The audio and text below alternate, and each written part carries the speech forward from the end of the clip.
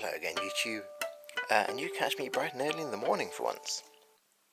So, what's in the purse this time?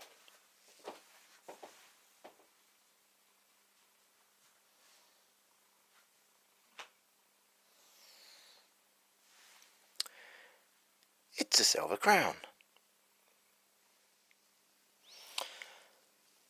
More specifically, in fact, this is a silver crown of George IV. George IV is a bit of an interesting one. He follows on from George III. George III, famous for two things. One is for his rather poor mental health in his later life, and two was that he was the king who reigned during the time of the American War of Independence. So George IV followed on from that, and George III was actually a very long-lived monarch. In fact, until Queen Victoria, he was the longest reigning monarch in the entire history of the country. He's since been superseded by Victoria, and then more recently by Queen Elizabeth II. So George IV, he didn't reign for quite so long. He was, in fact, a relatively short-lived one in the grand scheme of things. He reigned for about 10 years. Although that was 10 years as king, before that he had about 9 years where he was acting as Prince Regent. George IV's deteriorating mental health meant that they had to install a regency, where basically he was acting effectively with the powers of the king, whilst the king was effectively indisposed. Now, in history there's kind of two views of the world. There's the view of the world that goes that everything is all about kind of wider macro economic conditions, and that this is what actually lies behind most, kind of developments, most wars, most significant historical occurrences. And then there's the great man theory of, the great person theory of history, which is much more that certain important individuals shape the course of history. George IV definitely stands in opposition to that latter idea, because George IV was, to be honest, not a particularly effective monarch. He was a great leader in terms of fashion and style. He lived quite a decadent lifestyle, grew enormously fat, and finally popped his clogs at the age of 68, after reigning for only about 10 years. And if we flip this over, like all silver crowns of the period, we have a nice big chunky version of Petrucci's St. George and the Dragon. And we have here the year 1821, which would have been his first or second year of rule. Well, in fact, we can check.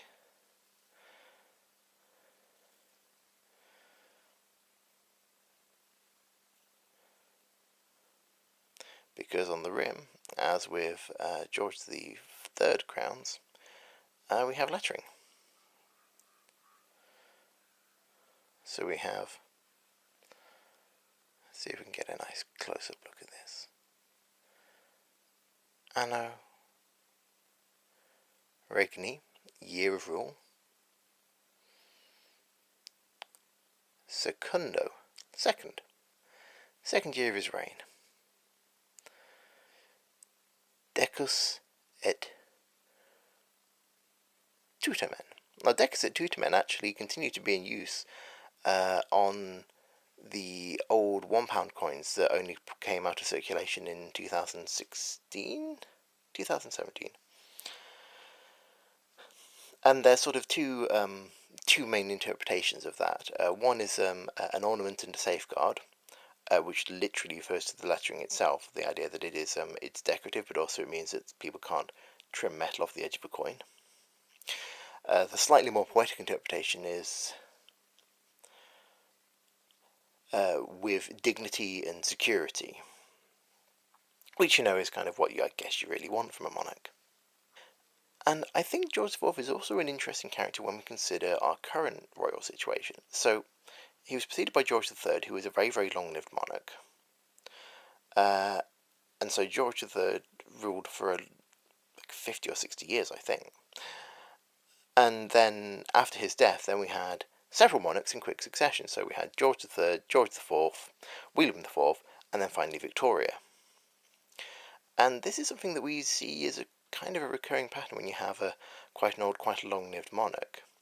We saw it again in the early 20th century. We had Victoria, and then in quick succession we had Edward VII, George V, and George VI to some extent, before finally getting on to Elizabeth II, who has then reigned for a very long time indeed. And there's a very good chance that we're going to see exactly the same thing in the first half of this century too. So Elizabeth II is getting quite old, and then, much like George III, she will inevitably die at some point. And then we're going to kind of have our equivalent of George IV, the, kind of decadent, disconnected, unpopular monarch in the form of Prince Charles. I don't say that Prince Charles is going to be exactly the same, but I'm just going to leave that comment hanging. And this is an important thing to bear in mind. So, with Prince Charles potentially coming to the throne, he's quite unpopular. But I think the thing to bear in mind, and I think the thing that will be a kind of a big factor, is that, well, he's going to be coming to the throne, but he's not coming to the throne as a young man. And in all likelihood, actually, I would not be surprised if we saw the crown pass on to the next generation within a decade or two. But yeah, this is all speculation at that point. In terms of this coin itself, this is one of the ones that I'm really proudest of in my collection. If you look at the quality of the portrait in this one, you can see we have so much of the detail left on. You can really make out the shape, kind of George IV's pudgy face. You can make the details of the laurel and the hair, and it's only really worn off a little bit kind of around here. So I'm very, very happy with that, and it's toned up beautifully. This side weirdly has got a lot more wear on it, and I genuinely don't know why that is. But that's fine, I just, kind of put it in my collection this side up. And then, just as an aside, again, I know I've mentioned it before, but I just want to mention it again, is that we have this particular size and shape of a coin, a little under an ounce, and it's just echoed time and again. So we have here the Morgan dollar from a couple of weeks ago, and we have the one Bolivar piece from way back. And if we just put them together, you can see they are so similar in terms of size, in terms of thickness, in terms of diameter. And there's a lot of, very hostile things get said about things like the euro. The euro, of course, being Europe's kind of single currency. But the thing is, well, we've been trying to do unified kind of, single currencies and do things the same way, or at least in a way that easily crosses borders, for centuries. But there we are, I'm off on a ramble there. So there we have it. A silver crown of George IV. Bye for now.